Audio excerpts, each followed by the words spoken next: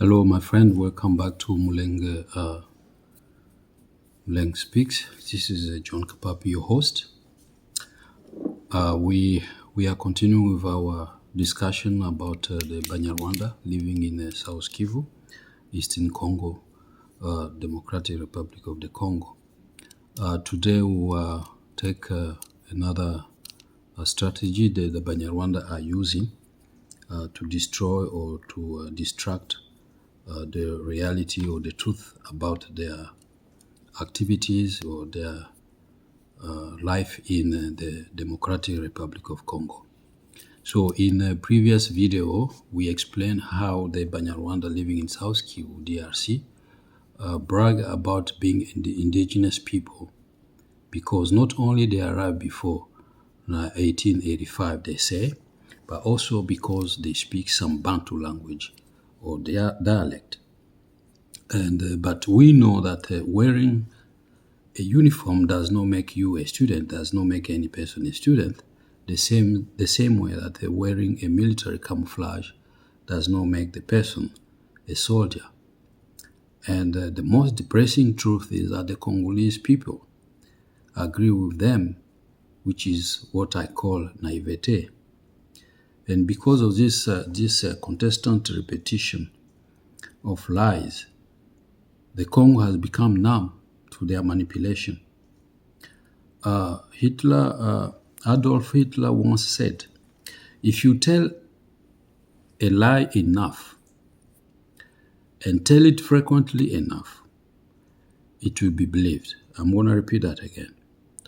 Adolf Hitler said, if you tell a lie enough and tell it frequently enough, it will be believed.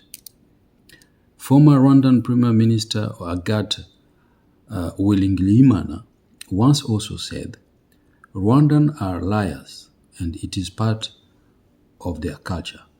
From childhood, they are taught not to tell the truth, especially if it can hurt them. I'm going to repeat that again. Former Rwandan Prime Minister Agathe Uwilingiyimana once said, Rwandans are liars and it is part of their culture. From childhood, they are taught not to tell the truth, especially if it can hurt them. So that, if we read the book Don't Tell the Truth, you find that quotation. And I'll try to give it again at the end of this program. When you know this, you can understand how scholars and academics, politicians can easily succumb to this manipulation year after year. Unless you understand this, indifference has nothing but naivete. The Banyarwanda discovered this, and they have been exploiting it to their advantage. So tonight, we're going to try to talk about this strategy that they're exploiting this naivete, Congolese naivete, in addition to the other ones that we discussed in previous clips, namely here clips 23 and clips 24. In other words, today we're going to talk about the Congolese naivete around another strategy the Banyarwanda are using. And they use this naivete, they exploit it to explain who they say they are. Namely, they say that they have a tribe, and they call their tribe what we already know, that they link it to Mulenge. So because they link that name Mulenge to a tribe, and so the Congolese people, scholars, academics, and politicians alike, they agree or they succumb to this lie and manipulation. But let's see how the dictionary defines naivete. The dictionary defines naivete as the lack of wisdom and judgment. Again, the dictionary defines naivete as the lack of wisdom and judgment. It is one thing for an individual to be naive and another for a country leadership to lack wisdom and understanding. Despite all the information provided to the Congolese people about how and who the Banyarwanda are, nothing has changed, and it appears that it will take a long time before the Banyarwanda before the Congolese leadership realized how stupid and manipulated they have been all this while. The Banyarwanda use terms, words that look innocent, but they are not. The Banyarwanda have lived in Congo for a while now, and they know how the Congolese people think and they react.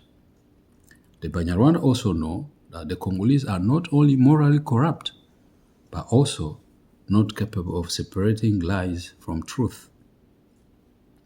Because Congolese people can't distinguish truth from lies, the Banyarwanda created another tribe using their social group of Tutsi that is not in the list of the 450 tribes listed in the nomenclature of the country.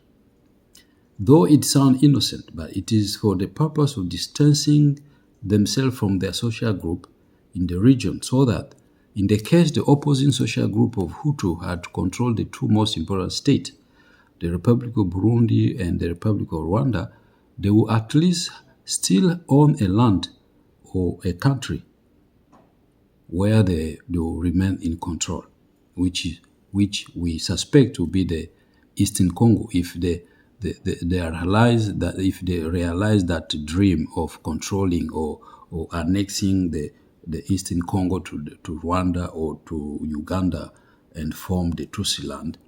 They will realize that dream. And so if the Hutu tomorrow arrive to take control, back the control of Rwanda and Burundi, at least they know where to run to because they have another part that is in the Eastern Congo. And because of the importance of the subject, we need to remember that indigenous Congolese are all tribes which constituted countries or state or kingdom before 1884 or the arrival of the colonizer. And the Banyarwanda call themselves a tribe.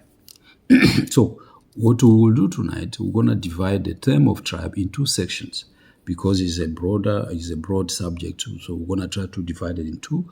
One section we're going to conclude tonight, and the other one we'll put it in another video, will be the clip 25B. So tonight we're going to finish clip 25A, and the next time when we explain the rest of the strategy, we'll put it in clip 25B.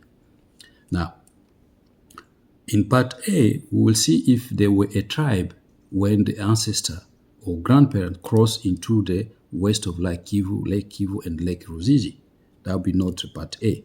And then in part B, we will also see if during the settlement now in western Rwanda or in eastern Congo, if there were still a tribe, and what kind of tribe, how was their tribe called all the time that they settled in eastern Congo. All right, so I want you to be with me, to stay with me, and let us follow slowly how we are moving forward. In this part A, we'll borrow again the video posted a year ago on YouTube by the Banyarwanda when they were invited by the New Hope Free Methodist Church pastor, Scott.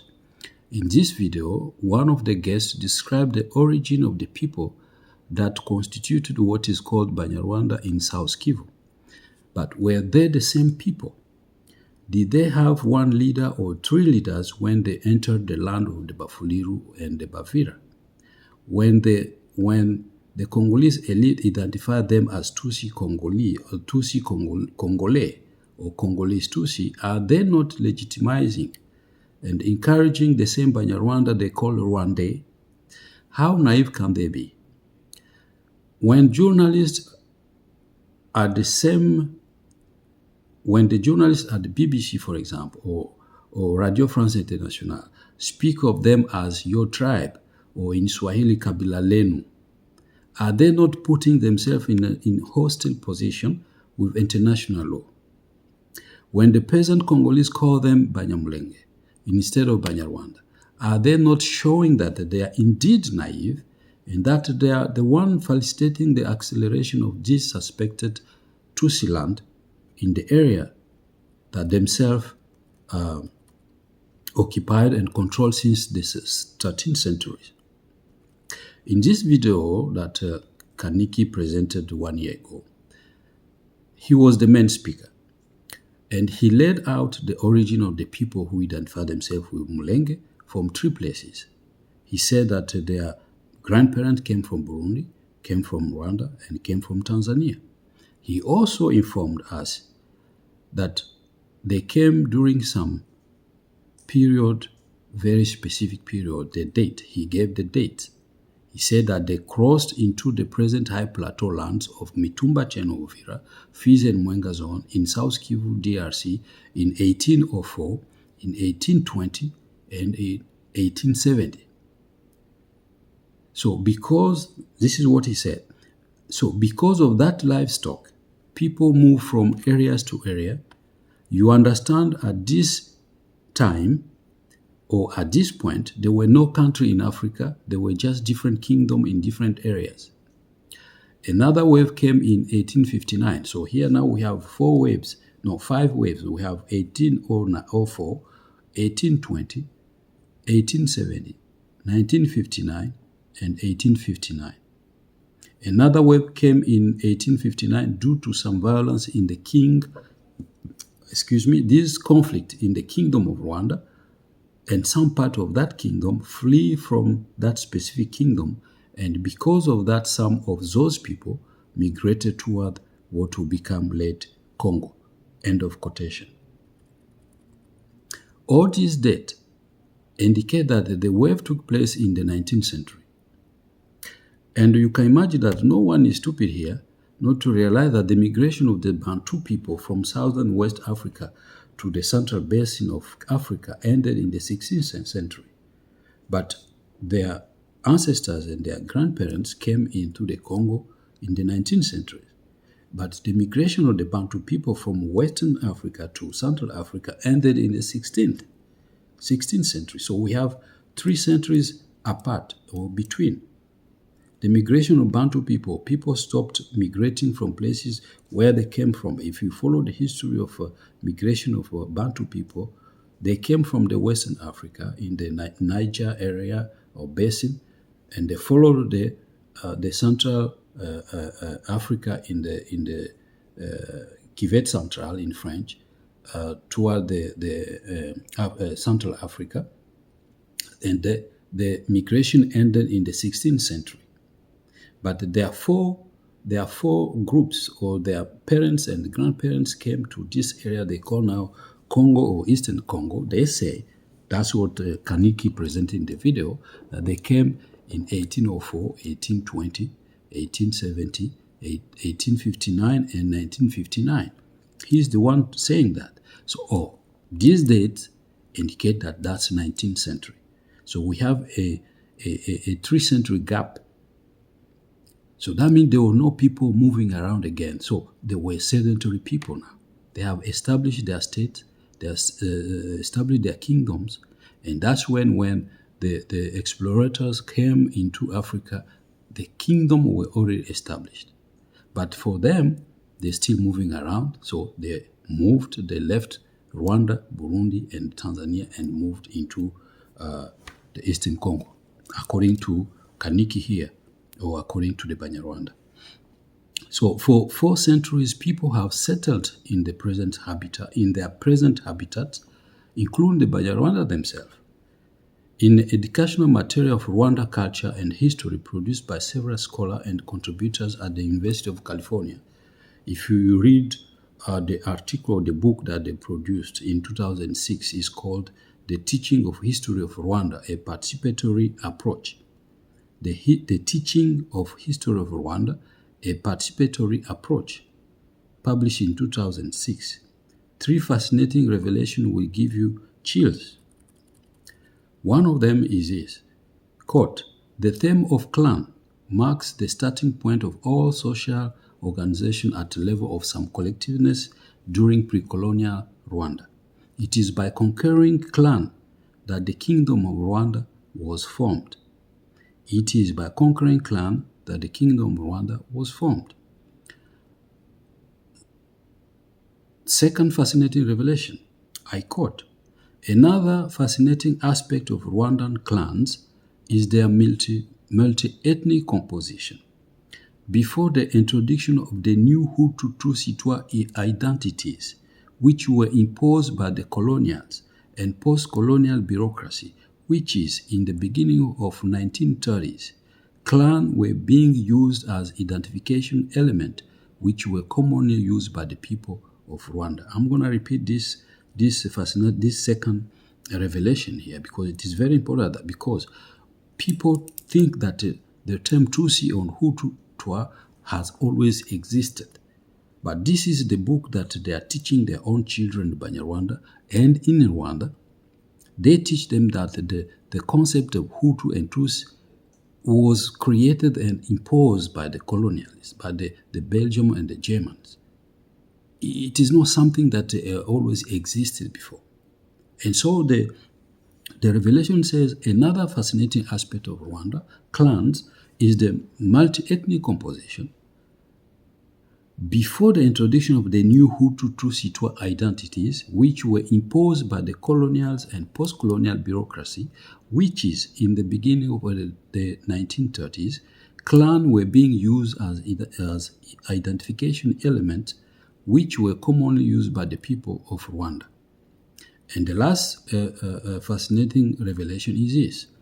I quote, "The clan, there are 15 to 18 different clans in ancient Rwanda.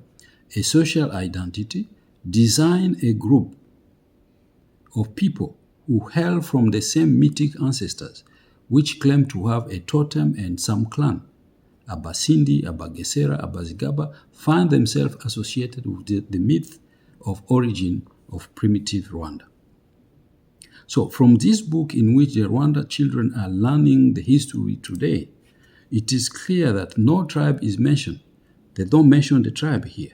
They're only mentioning the clan, meaning that when the Nyiginya clan conquered all other clans to form the Nyiginya kingdom then, which was the central Rwanda, central kingdom of Rwanda, which became later the kingdom of Rwanda, making all the 15 to 18 clans part of one tribe called today the Banyarwanda. So there existed some clans around the central kingdom of Rwanda, which was controlled by the Nyiginya clan.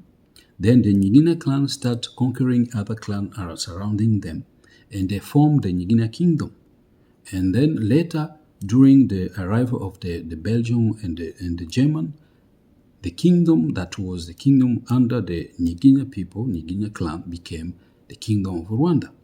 And it is during this time that many of those now that were now classified as Tutsi now were moving around, leaving the country because they could not understand the Belgium, they could not understand the German. And remember also that the German lost the first World War I. They lost it, and then their country were divided, so many people were leaving. Some of them even were dispersed into the western Tanzania in the Kagera region. And we'll see that later. So the date that Dr. Kaniki gave us, those dates, 1804, 1820, 1870, 1859, and 1959, all these dates indicate that the four waves of their grandparents or their ancestor took part or occurred in 1900 or before 1900. And we also have two witnesses here. One of them is George. Actually, George has two witness statement. One is at page 148 of his book Le Pays d'Uvira. This is what he said at that page. He said that just before 1900, few families of pastoralist Tutsi fleeing Rwanda crossed the Ruzizi River, entered into Belgium Congo, and fixed themselves first at Lemera in the chieftaincy of the Bafuliru. Later, the descendants of these migrants pushed into the chieftaincy of the Vira or the Bavira. Again, I'm going to read that. So we have an indication here that all the dates that Kaniki have been presenting here happened a little before 1900. And 1900 here is 19th century. And we have now a witness who, when he went to study the region, the Pays d'Uvira, or in the Eastern Congo, in South Kivu, in the 1954 to 1959, he concluded at page 148 of his book.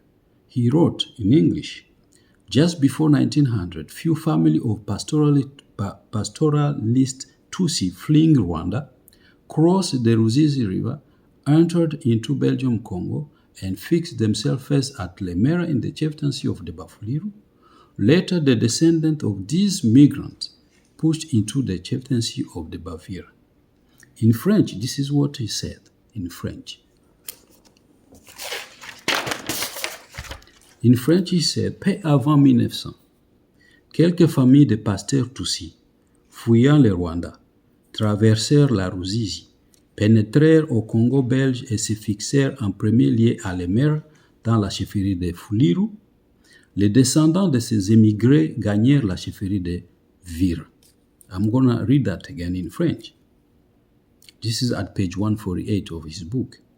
George West said, peu avant 1900, quelques familles de pasteurs Tutsis, fuyant le Rwanda, traversèrent la Ruzizi, pénétrèrent au Congo belge et se fixèrent en premier lieu à Lemera, dans la chefferie de Fuliru. Les descendants de ces émigrés gagnèrent la chefferie de Vira. So we can see their movement here. It is a little bit before 1900. So if it is before 1900, which is in 19th century, it is not in the 16th centuries. Because between 16th centuries and the 19th centuries, the states, the kingdoms are already established. And that's where we have all the kings of Rwanda. If you read, if you follow the history of Rwanda, you see that in 1830 to 1860 to from 1860 to 1930, we have two great kings, Rwabugiri, Yuhi Rwabugiri, between 1830 to 1995, from 1895 to 1930, we have King Musinga. All those were the king that were already controlling or ruling a kingdom that was very well established.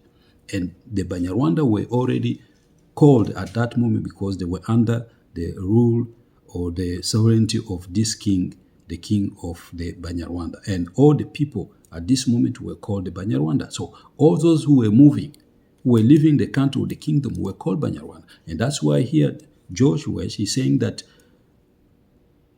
just before 1900. Now, because the German introduced the concept of Tutsi and Hutu and Twa, those who cross into the Congo or the Belgium Congo were identified as Tutsi, a social class, but they were also known as Banyarwanda. All right? So it is then impossible that they came from Burundi and Tanzania, but from Rwanda before 1850. So if we consider that all those people that crossed into the Eastern Congo came from those three countries, it is impossible. Because they came as Banyarwanda. That's what George West is calling them as Rwanda. If they came from these three countries, it is then after 1900. Because after 1900, we understand that people have been moving around. The Banyarwanda have been leaving their countries because they are closer. They have border with Tanzania and Burundi. And those who were running, they were running the control of the Belgium and the German. They were crossing into the neighboring states or neighboring kingdom. And that's how they came and crossed into the Eastern Congo. I'm going to read the second testimony here from the same author, George West, and I'll read page 118. He says, I quote, "Their settlement is recent. The first Rwanda arrived at Galie in 1881. Then a man and two women in 1884.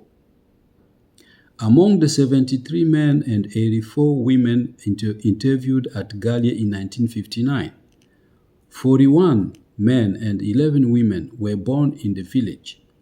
8 men and 27 women entered the area before 1930. 2 men and 2 women between 1930 and 1939. 12 men and 18 women between 1940 and 1949. 10 men and 26 women between 1950 and 1954. That means he's confirming what he just said, that just before 1900, few family of pastoral Tutsi fleeing Rwanda crossed into the Ruzizi and entered into Belgium, Congo, and fixed themselves first at Lemera in the chieftaincy of the Bafuliro or kingdom of the Bafuliro. Later, the descendants of these people crossed now into the chieftaincy of the Bavira. So he is not contradicting himself, and he's just giving the date of their arrival from the chieftaincy of the Bafuliro into the chieftaincy of the Bavira. Here, in this 1884 to 1954, they haven't even crossed into the Babembe area and the Barega area. So it is later that they have been going slowly into the search of green pastures with the cows that were even provided to them by the Bavira and the Bafulero and the Babembe. That's when they cross and now into those areas in the Mitumba and Minembo area. But it is only later. But we can see how their trajectory, how they moved from Rwanda into the Eastern Congo, the Bafulero land, and from the Bafulero land, they entered into the Bavira land. But till at that point, they were just clans that were moving, and those clans were part of the one tribe, the tribe of the Banyarwanda. So we can see from the reading from this witness and from the reading that we have here from the history of Rwanda, the teaching of the history of Rwanda itself, that the Banyarwanda that are claiming that they are from Mulenge, they are not from Mulenge, and it is not a tribe. So what they're exploiting the naivete of the Congolese people, the Congolese leadership, and then we